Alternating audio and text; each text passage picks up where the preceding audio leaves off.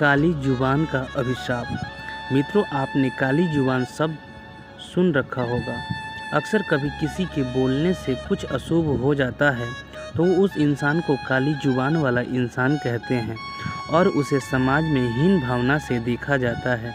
दोस्तों, आज का हमारा किस्सा इसी बात पर आधारित है। राजस्थान के भीलवाड़ा जिले के एक गांव में लता नाम की औरत रहती है। उसकी शादी तो उसके घर वालों ने बचपन में ही कर दी थी और उसके 3 बच्चे हैं।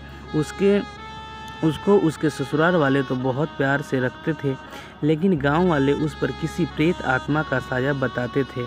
गांव वाले उससे अक्सर दूर ही रहते थे, क्योंकि वो जो भी बोलती थी वो सच हो जाता था। लता के मायके में उसके पड़ोसी बताते हैं कि बचपन में लता को एक कुत्ते ने काट लिया था, तो लता ने अचानक मुंह से कुत्ते के लिए बद्दुआ निकाली कि इस कुत्ते की मौत क्यों नहीं आ जाती। अगले दिन हुआ भी कुछ ऐसा और वो कुत्ता गली के बाहर मरा हुआ पड़ा था। तब से गांव वालों में दहशत फैल गई। दूसरी घटना तो इतनी भयानक थी कि क्या बताएं दोस्तों। लोग लता को डायन कहने लग गए। ऐसे ही एक बार बचपन में लता का एक दिन तवे से हाथ जल गया। हाथ जलने से वह जोर से चीखने चिल्लाने और रोने लगी। उस दिन घर वाले सब खेत गए थे। उसकी बड़ी बहन घर पर ही थी। वो दौड़कर अंदर आई और अपनी बहन को घाव देखा तो वो बोली, बस इतना सा जलने पर इतना ज़ोर ज़ोर से मुंह फाड़ कर तू रो रही है। लता को उसकी बात पर बहुत ही गुस्सा आया और बोली, तुझको आग लगे तब पता चले कि कितना दर्द होता है, और तेरी को जब लगेगी तब तेरे को पता चलेगा। फिर होना क्या था, अनहोनी होने में क्या देर थी। उसी रात घर के पास पड़े चारे में आग लगने की उसकी लपेट घर पर भी आ गई और उन लपेटों में केवल लता की बहन ही जली, बाकी सब बच गए।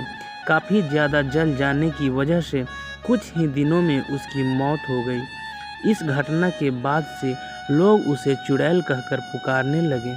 ऐसी और कई घटनाओं को लता के परिवार ने सहा, लेकिन आखिरी बेटी को कैसे बाहर निकाल सकते थे, ये सोचकर चुप रहे। बचपन में ही 10 साल की उम्र में उसकी शादी करवा दी गई। लता का पति पेशे से एक ड्राइवर था और वो रोज़ उसे माता के मंदिर में ले जाता था ताकि काली शक्तियाँ उस पर हावी ना हो और वो एक अच्छे से रहने लगे। और आज भी लता अपनी काली जुबान के अभिशाप से अभी भी जूझ रही है और अक्सर चुप ही रहती है।